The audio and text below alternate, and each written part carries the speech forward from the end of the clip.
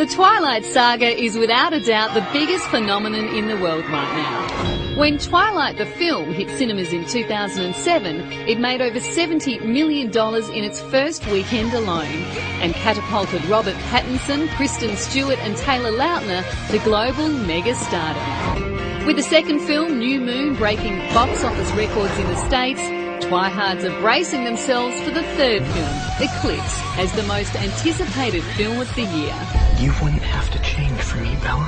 I'm in love with you, and I want you to pick me instead of him. In the first Twilight movie, we saw Edward and Bella fall for each other. The second one, there was this love triangle. What can we expect out of this next one? There's a huge decision to be made, and it's her best friend in the world, and so she doesn't want to sacrifice that. And so it's a huge conflict. It's really hard. I mean, to choose between two people that you really actually do truly love and acknowledge that it is actually love, and it's just a different level. I promise to love you every moment forever. You have to consider the idea that I might be better for her than you are. I was reading a lot about this tent scene that's coming up in this movie. What can we expect out of that? For me, it's the first moment that Jacob and Edward are actually able to like connect and just level with each other. Yeah, actually talk about things. While you're wedged in the middle, or you know, I'm pretending to sleep, like pressed up against his 108-degree chest. Gosh, that would have been hell. It's funny though, because it would be every girl's dream, but for Bella, it's like an absolute nightmare. I know, actually, that moment is like, I mean, I know why everybody can't wait to see it in the movie, because, I mean, even revving up to do it was like, there were two scenes. There was the tent scene and the Jacob-Bella kiss that was just like...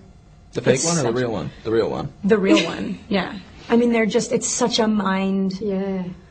Like, I don't know, it just toys with you, because it's so against everything that she would... Right. That she's always believed in. Oh, I can't wait to see it. You've got one more still to come after this movie. Is it going to be weird saying goodbye to those characters, or is it you're going to feel like it's time to move to the next thing, or...? I always get sad. Yeah, absolutely. Yeah. I think it'll definitely be sad. I mean, we've all grown so close, and it's kind of just a normal part of our lives now. It's going to be so weird to not have another one. Yeah, exactly. Yeah. Why do you think people are so obsessed with the whole sort of Twilight phenomenon? I think it all starts with the books. Yeah. I mean, that's where they fell in love with it, and our job is just to bring those books alive for them.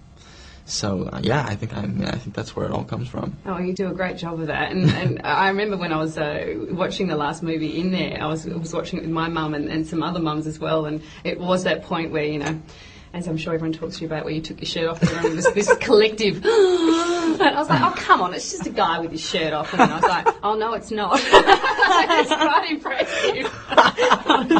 Twilight fans will kill me if I don't talk to you about your body. So you know what I thought? I thought I'd bring you little action figures. Good idea. And we can talk about your action figure body instead. It's not as buff as you. It's not. That's what I thought. It's not as defined. I think the face is pretty impressive.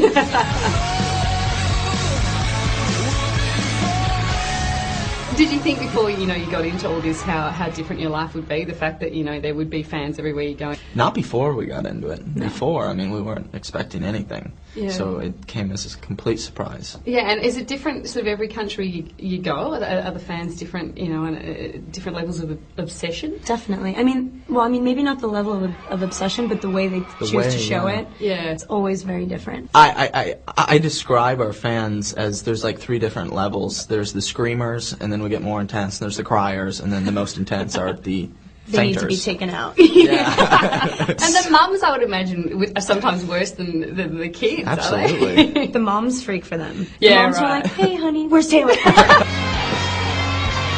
We had someone writing wanting to know what your daggiest pleasure is. What does daggy mean? Daggy, like, you know, you probably wouldn't. Oh, you dag. I just went on a road trip, and so I was very much stuck in a car in the middle of the country with no way out, and so like I would put on The Climb by Miley. Oh. That's not daggy though. That's just something that nobody would really expect from me. No. Wow, I can't believe you just went there. Well, you got out of it, so that was good for you. Guys, thanks so much for chatting to me today. Enjoy the rest of your stay in Australia. Thanks. Appreciate it.